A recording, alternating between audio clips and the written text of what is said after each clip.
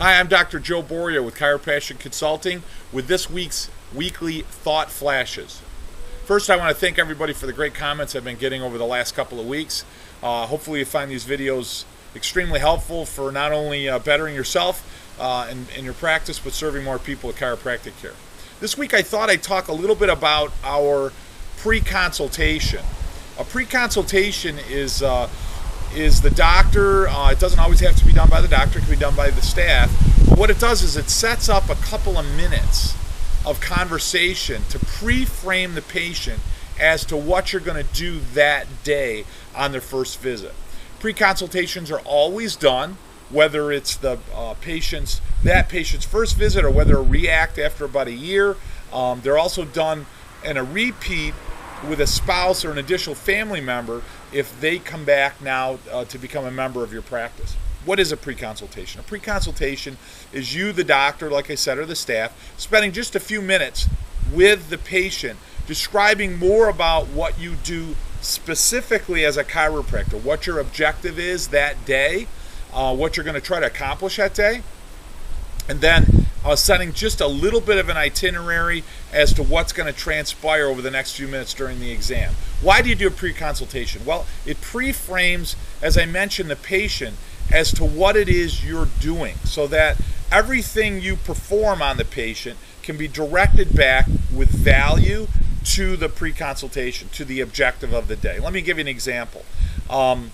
Barbara, my job as a chiropractor is to take care of your spine for the rest of your life, very much like a dentist. So we want to get you healthy and then certainly keep your spine healthy for the rest of your life, you and your family. And you're going to start it off something like that. We use a specific script for our clients, but what it does is it immediately tells the patient what it is you're doing, what it is you do, and what your goal is. So you're planting a major seed in that patient's mind that their spine needs to be maintained and taken care of for the rest of their life and their family's life as well. Then what you're going to do is talk a little bit about maybe the evaluation that day, and that everything you're looking towards is to identify what it is maybe causing interference or a disruption in the ability of the brain and nervous system to communicate to the body. You also want to let them know that anytime the spine is sick, and I like to use that word, if the spine is sick or subluxated or out of alignment, so we're going to anchor it to those other words. So anytime the spine is sick, or as you learn that word subluxated or is out of alignment, Barbara, it's going to disrupt or interfere with the nerves, and the nerves can't communicate to the body as well. And Barbara, we know through science that always will cause a sickness, a disease, an illness to develop in the body. So you always want to lend them some leadership in the pre-consultation so they know exactly what it is that you do. We then talk about some of the tests we do in the office. Now in our office we do posture, we do range of motion, we do a bilateral weight scale, we do a Titron scanner, we do x-rays.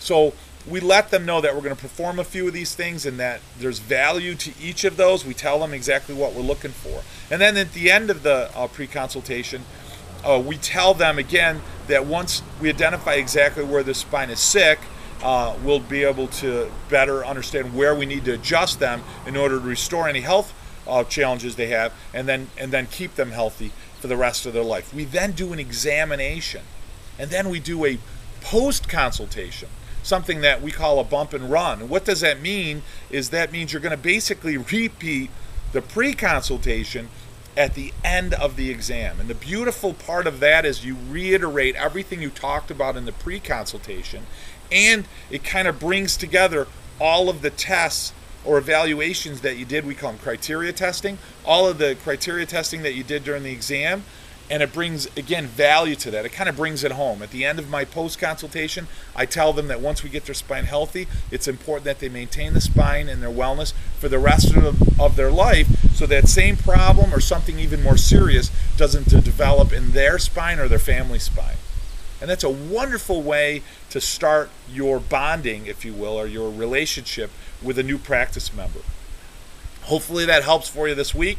We are having a conference this week, an event in Chicago, It's the 11th and 12th of June. We still have space for anybody that's looking to sign up and join us there.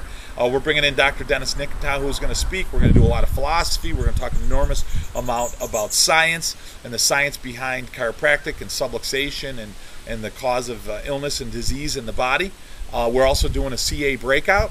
I also want everyone to share our Thot Flash video with any friends or colleagues that you think might enjoy it, and they can really go right to our website at chiropassionconsulting.com, sign up, and they're free, and you can learn a little bit more about me and our practice and how we're able to serve so many people. And we'd certainly love to have you at one of our events, and even more importantly, have you as one of our clients, part of Chiropassion Consulting and our mission to serve more chiropractors so we can in turn serve more people with chiropractic. Thank you very much. Have a great week out serving your patients, and I'll see you back next week.